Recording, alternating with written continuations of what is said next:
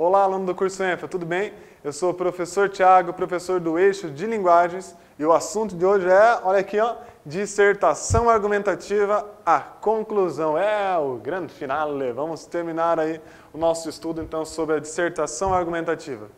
Vamos acompanhar no quadro aqui, relembrar o que seria a estrutura dessa dissertação. Então, a dissertação argumentativa seria escrever sobre algo, argumentar, convencer o leitor. Com essa divisão. Introdução, primeiro parágrafo, um parágrafo está ótimo ali, vai dar umas 4, 5, 6, 7 linhas aí de introdução. Desenvolvimento, no segundo e no terceiro parágrafo, detalhe importantíssimo. Em cada parágrafo você vai utilizar um argumento. Então, no segundo parágrafo você coloca um motivo, no terceiro parágrafo você coloca outro motivo aí para o leitor acreditar que a sua ideia realmente é a certa. E aí hoje então estamos aqui no quarto parágrafo, na conclusão, na hora de terminar o texto. Vamos lá então. A conclusão deve retomar as ideias expostas na introdução e apresentar uma proposta de intervenção. Lembre-se de respeitar os direitos humanos. Então, a primeira coisa aqui importantíssima, respeitar os direitos humanos.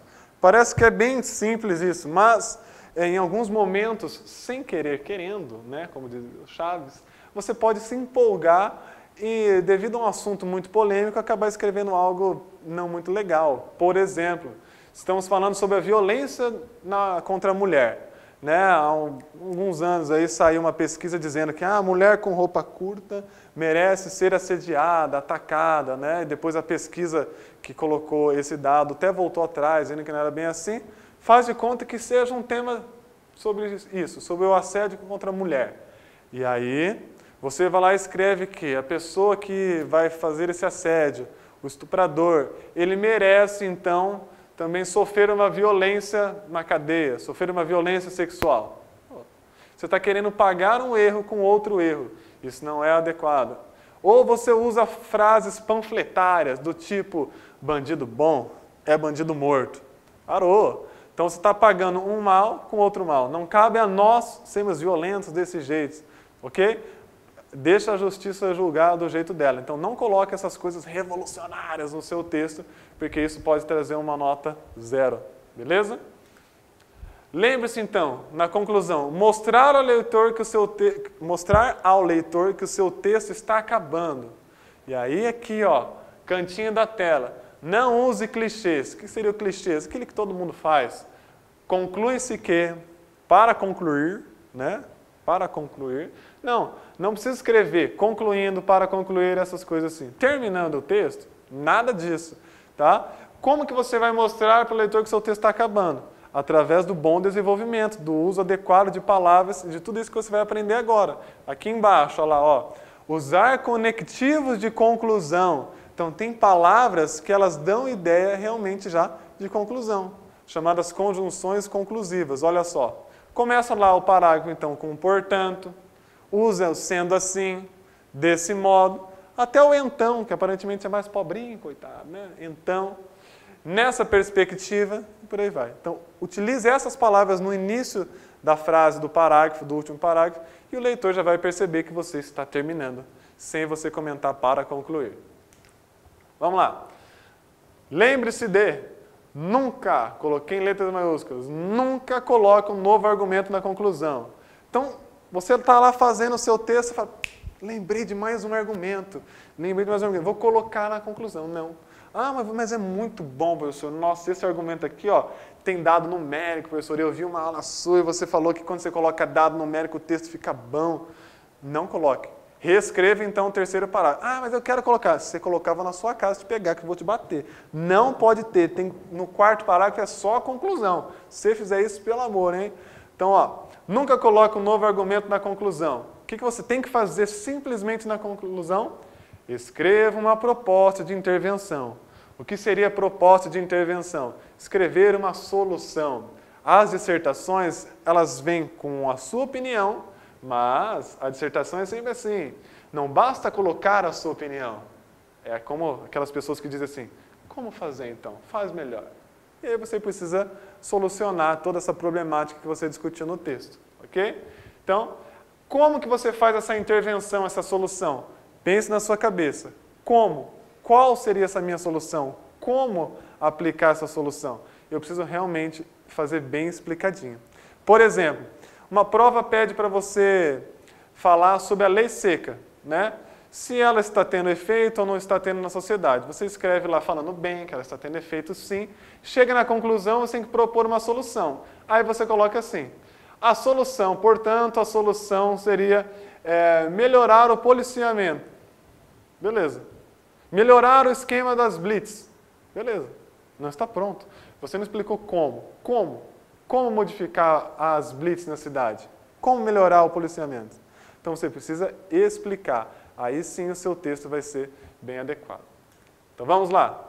Atenção aqui nesse texto, você está vendo aí na tela, primeiro, segundo, terceiro, e o quarto parágrafo que eu vou ler agora, e você pode dar um pause se quiser aí na tela, seria a conclusão.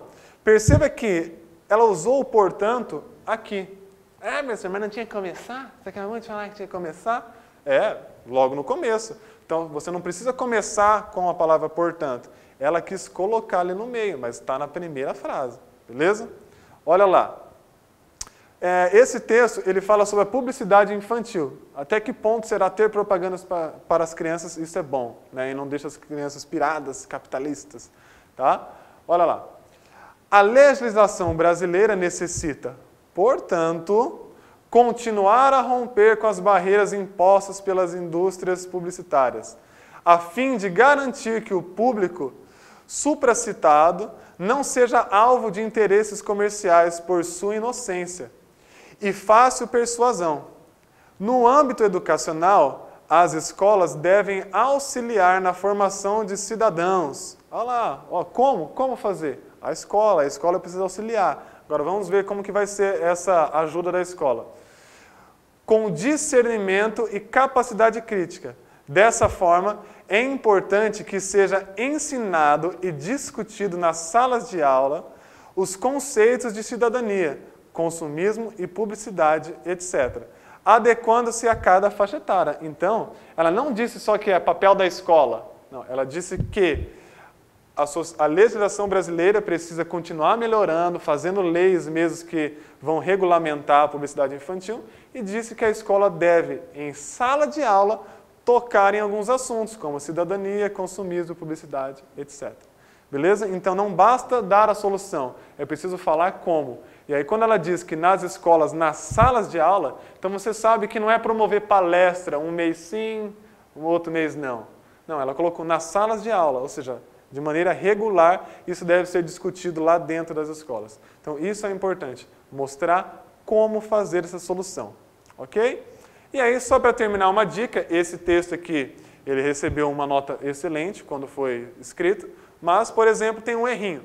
Ali a pessoa usou e, etc. Então, vamos à dica. Quando você for usar etc. em alguma resposta, mas na redação não é adequado, que fique bem claro igual ela usou, não é adequado, não é bacana você colocar o e, beleza? Porque etc. é uma palavra que vem do latim e significa e outras coisas. Então, etc., que é uma abreviação aqui, isso aqui significa e outras coisas. Ele sozinho significa e outras coisas. Então, olha a lógica. Se você colocar e, etc., vai ficar no texto e outras coisas. Ficam dois e's.